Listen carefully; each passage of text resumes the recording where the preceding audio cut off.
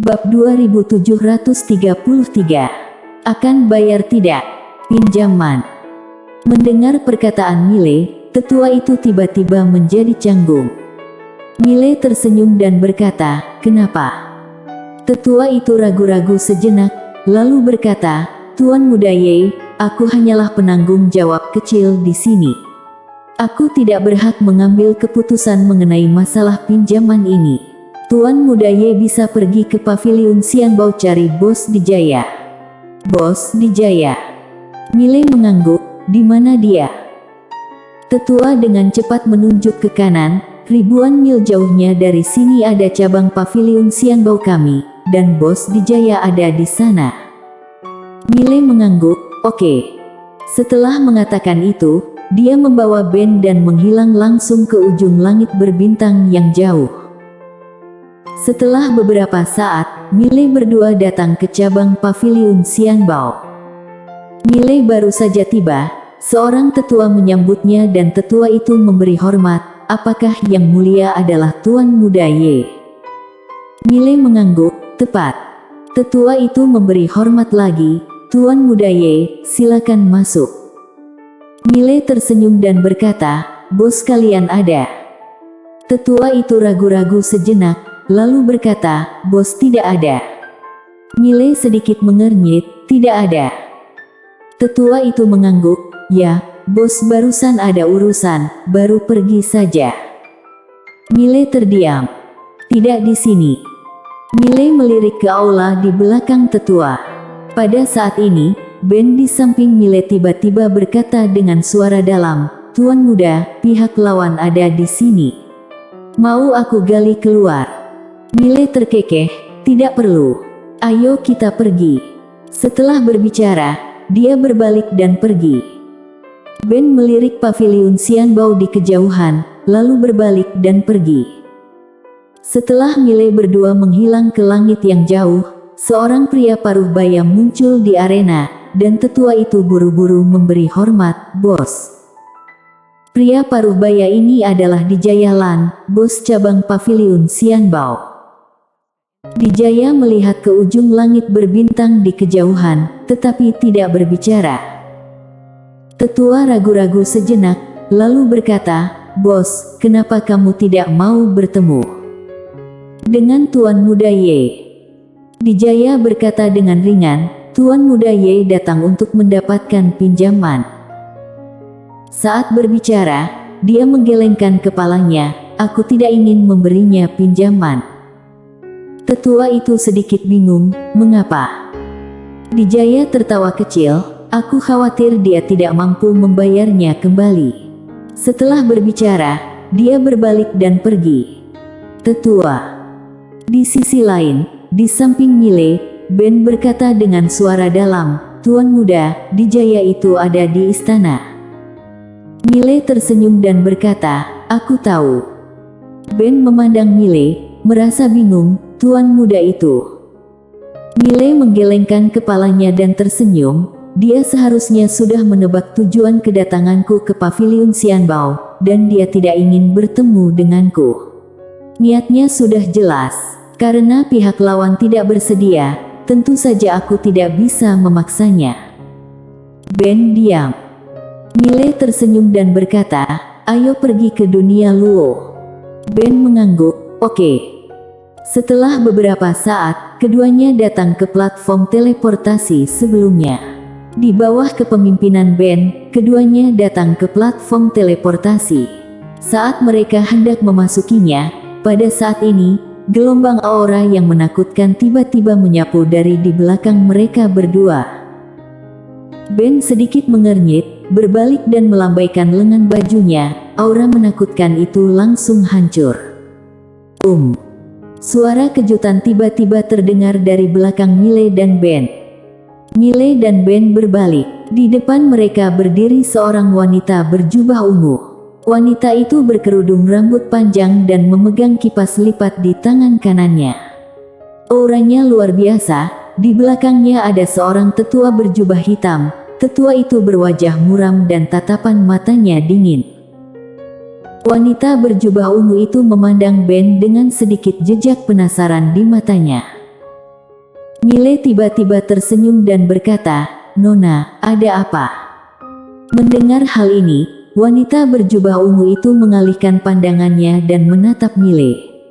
Dia menatap Mile lalu berkata sambil tersenyum, "Tidak apa-apa, kami juga mau pergi ke dunia luo." Mile tertegun, lalu berkata, "Kamu juga mau pergi ke dunia luo, jadi kenapa kamu hentikan kami?" Wanita berjubah ungu itu memandang Mile dan tidak berkata apa-apa. Saat ini, Ben berkata dengan tenang, "Begitu seseorang memasuki formasi teleportasi ke dunia luo, maka harus menunggu setengah hari baru bisa masuk lagi. Jika kita masuk, mereka harus menunggu setengah hari lagi." Mile berkata dengan suara dalam, "Hanya satu formasi teleportasi yang mengarah ke dunia luo." Ben mengangguk, "Ya." Mile berpikir sejenak, lalu memandang wanita berjubah ungu itu dan berkata sambil tersenyum, "Nona, begini saja kita masuk bersama. Bagaimana menurutmu? Kamu ini siapa?" Pada saat ini, tetua di belakang wanita berjubah ungu itu tiba-tiba berkata, "Apa kamu layak bersama Nona?" "Kamu." Ben tiba-tiba mengangkat tangannya dan menamparnya. Bruak. Sebelum tetua itu sempat bereaksi, dia langsung dihancurkan oleh kekuatan yang menakutkan dan berlutut. Dengan berlutut ini, ruang waktu langsung hancur berkeping-keping. Ben memandang tetua yang kebingungan itu, "Siapa kamu? Apakah kamu layak berbicara dengan tuan mudaku?" Tetua berjubah hitam memasang ekspresi tak percaya, "Kamu setengah langkah alam dewa langit." Setengah langkah dewa langit. Mendengar ini, pupil mata wanita berjubah ungu tiba-tiba menyusut. Setengah langkah dewa langit, meski ditempatkan di seluruh dunia luo, bisa dikatakan sebagai karakter nomor 1. Ben tanpa ekspresi, dia tidak berbicara, tetapi mundur ke belakang Mile. Bunuh atau tidak, harus mendengarkan tuan muda. Sebagai bawahan, tidak boleh mencuri perhatian pemimpin. Mile melirik ke arah wanita berjubah ungu dan tetua berjubah hitam, lalu berkata, "Pak Tua Zhang, ayo kita pergi." Setelah berbicara, dia berbalik dan berjalan menuju formasi teleportasi. Pada saat ini, wanita berjubah ungu tiba-tiba berkata, "Siapa kamu?" Mile berhenti, lalu menoleh ke wanita berjubah ungu. "Kenapa?" Wanita berjubah ungu memandang Mile, "Aku dari klan Zantai dunia luo." Mile menggelengkan kepalanya, "Aku belum pernah dengar." Wanita berjubah ungu sedikit menyipitkan matanya, "Kamu belum pernah dengar?" Mile menoleh melihat Ben, "Kamu pernah dengar?" Ben menggelengkan kepalanya, "Aku belum pernah dengar."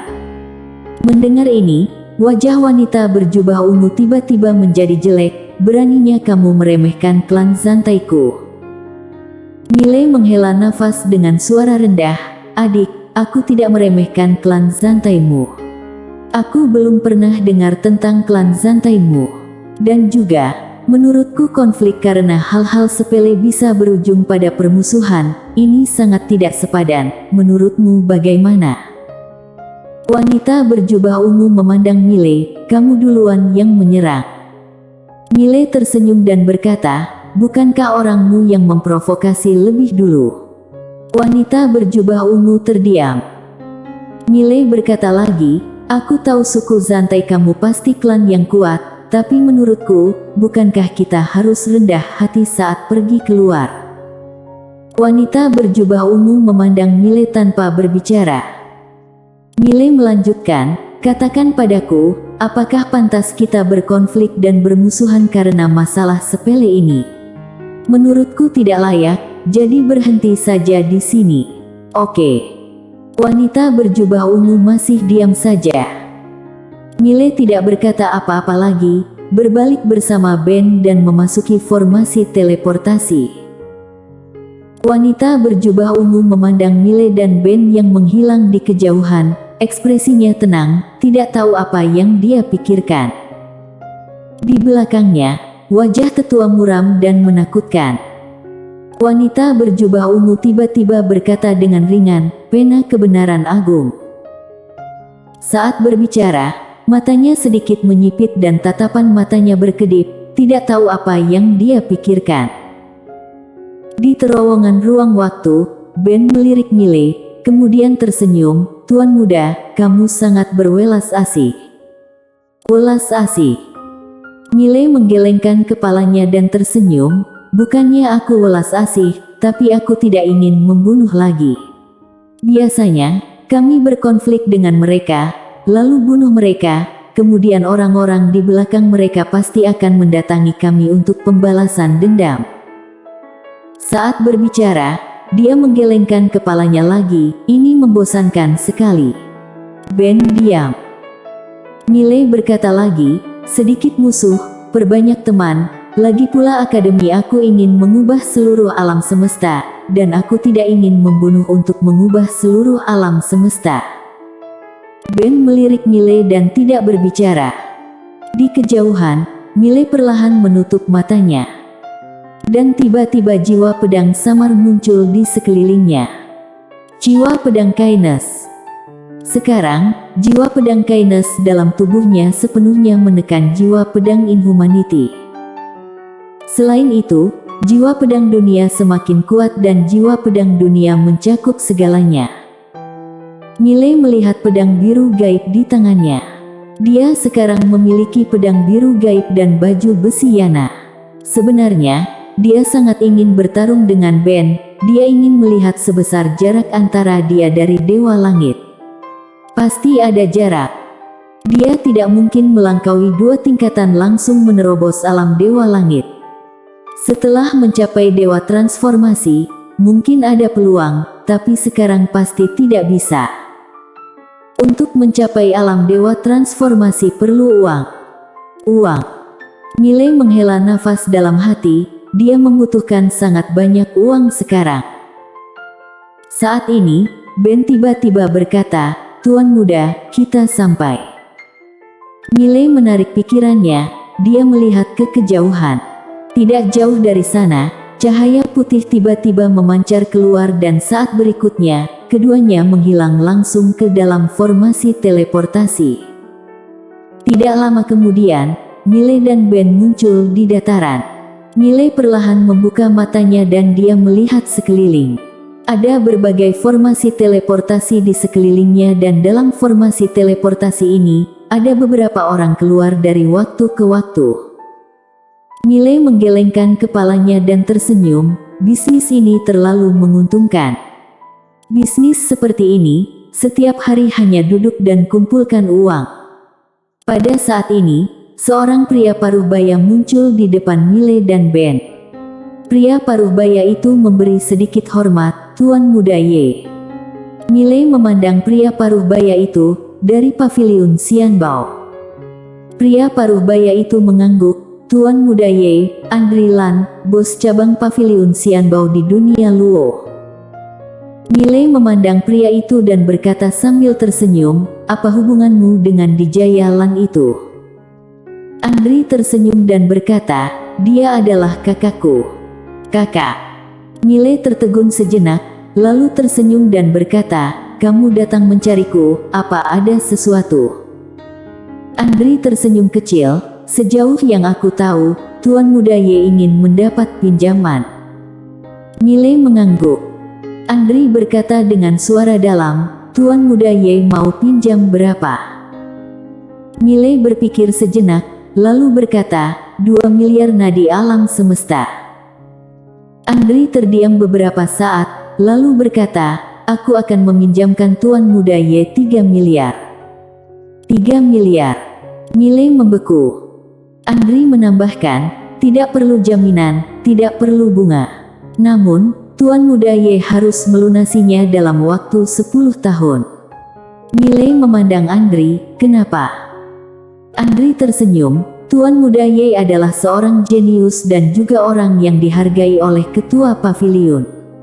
Oleh karena itu, aku bersedia berteman dengan Tuan muda Ye."